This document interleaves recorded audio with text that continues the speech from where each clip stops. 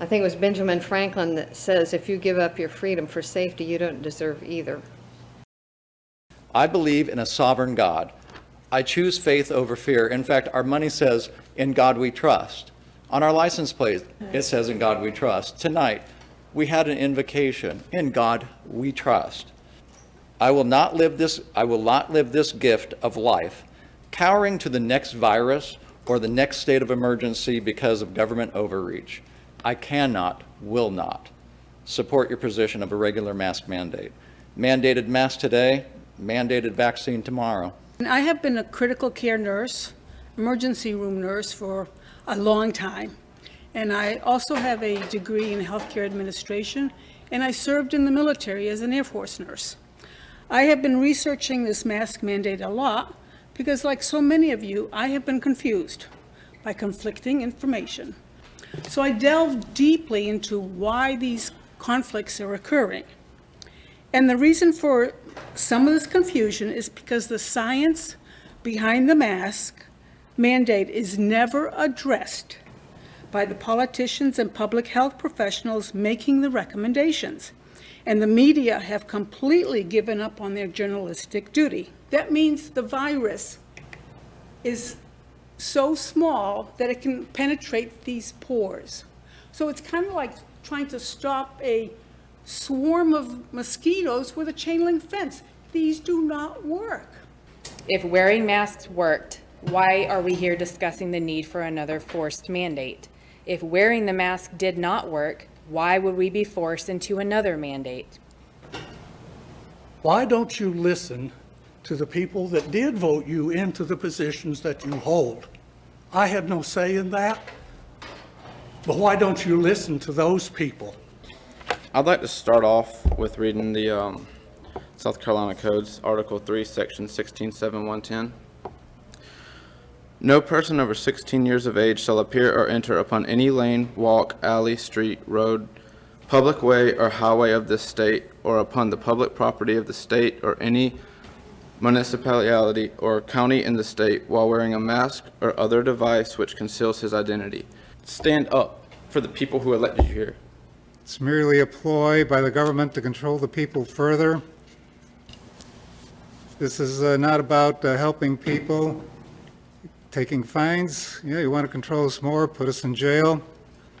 You know, it's better that we get herd immunity on this. And then those that put out the race card saying the white people don't suffer enough compared to other races. No, Tom, nobody said that. I heard that at the last meeting. It wasn't from this board, so let's I know who talk it was about that the said issue. it, if you want me to give her name. Well, I'd like for you to just talk about the issue, but Okay, we'll talk about the issues.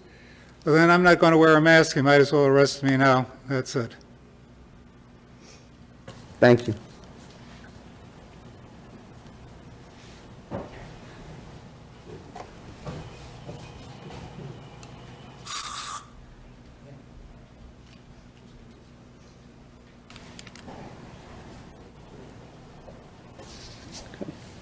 Hey, Amy.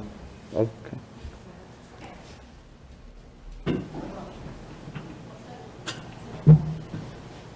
Good evening.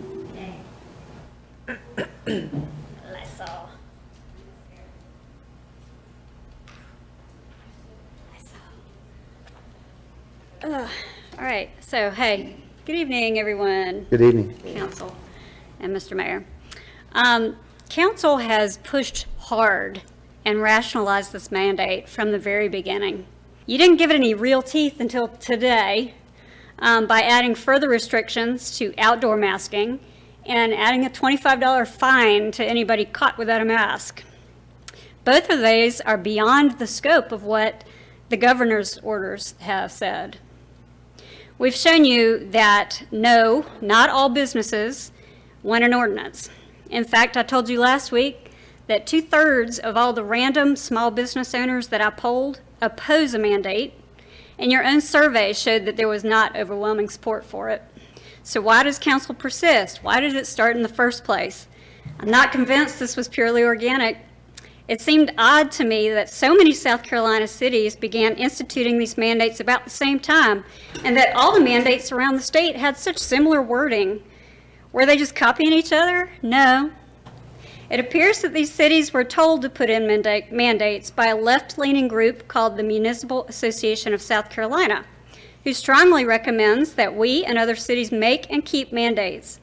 It's a group that receives money from our government and then uses that money to lobby government in order to receive favors from the government, often in the form of more public money.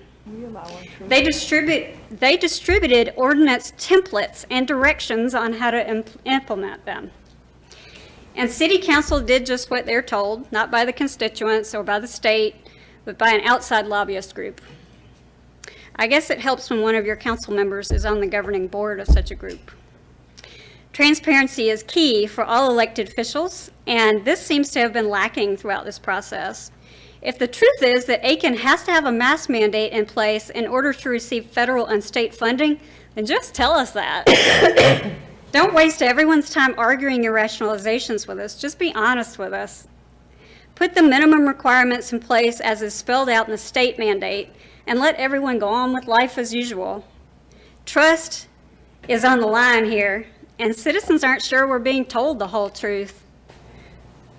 Aiken Citizens for Freedom has asked an independent investigator to get involved, and he has agreed to do so. We pray that he alleviates our concerns. Meanwhile, the division, the nastiness, the intimidation, and the mistrust caused by this ordinance will continue. I think it's best to vote against it. Thank you. Thank you, Amy. I would be remiss if I didn't address your mischaracterization of a municipal association as a left-leaning, I think was your words. Their reputation is that they The are reputation left-leaning. is? Okay. Well, and I am. I mean, let me just say, I'm second vice chair of that organization. I've been very impressed with everything you've presented and the research that you do. And I would say that's just not an accurate statement for what the organization does. Okay, well, you know, everybody's free to look it up themselves and Right. investigate it themselves, and hopefully everybody can draw their own conclusions from that. And we do hope, as a group and as citizens in the city, that we're wrong about it, and that you know, nothing odd has happened, and all the ethics are on board in this and other ways. That's totally wrong. That's totally wrong? Yes. Okay. It is wrong as it relates to the city of Aiken. That's all I can speak of.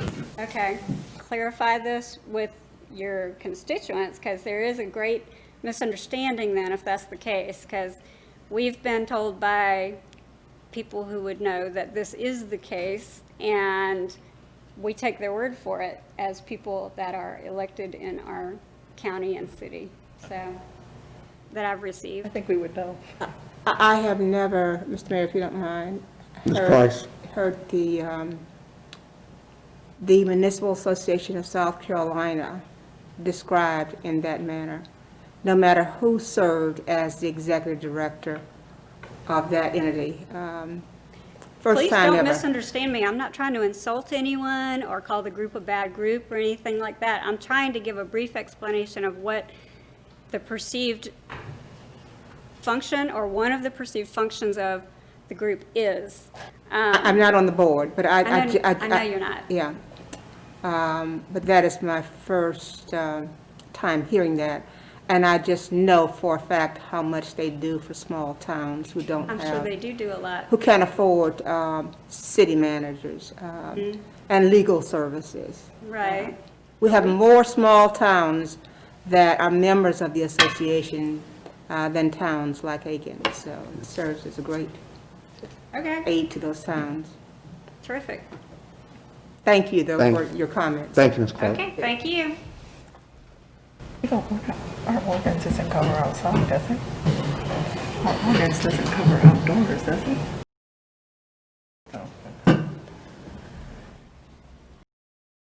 Yes.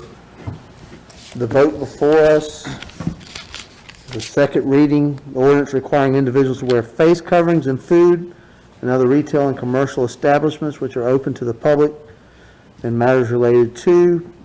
And just to go over the amendments, it will go into effect November 20th at noon if it passes. We will replace the trespassing charge, which would be up to $1,000 with a flat $25 fine, not to be escalated. And the third was to amend the language and remove any references to food services establishments and restaurants as to not contradict or confuse what that was said by the governor's executive order. So that's what's before us. With that, we'll put it to a vote. All those in favor of second reading of the ordinance, please raise your hand. 4, all those opposed. And Councilwoman Bull and Councilman Jarrett. Mr. Mayor, Yes, ma'am. may I make a comment at this time? Yes, ma'am. As we all know, this has been a very divisive topic, and I want to thank all the people that came to all the meetings. But it has been quite impressive to hear the work that you all have done. I mean, I know we all have gotten tons of emails and things, and the one gentleman said, do we want freedom or safety? And I think it was Benjamin Franklin that says, if you give up your freedom for safety, you don't deserve either. Everybody on this council is doing what they think is best. There's no money involved, nobody's getting paid. That was suggested, that's incorrect. There's not some bias here. We all individually are doing the best that we can with what the information we have, and we all love Aiken, and we're doing it for that reason. We have voted, it passed, we're all in it together now, 100% on that. Let's go forward, let's be positive, let's be together on this. We cannot afford to be so divided amongst this thing. Everything's going to get better. It's not going to stay forever. We could get into vaccines, and that's a whole nother kettle of fish, but I don't know, we won't get into that tonight. But we've got things coming down the pipe that's going to make things better. We're together now. It's over. Move forward. Let's do the best we can and have a great holiday season. All right, with that, I will entertain a motion to adjourn. So moved. Councilman Walt, Councilwoman Gregory, second. All those in favor, please stand up. We're adjourned.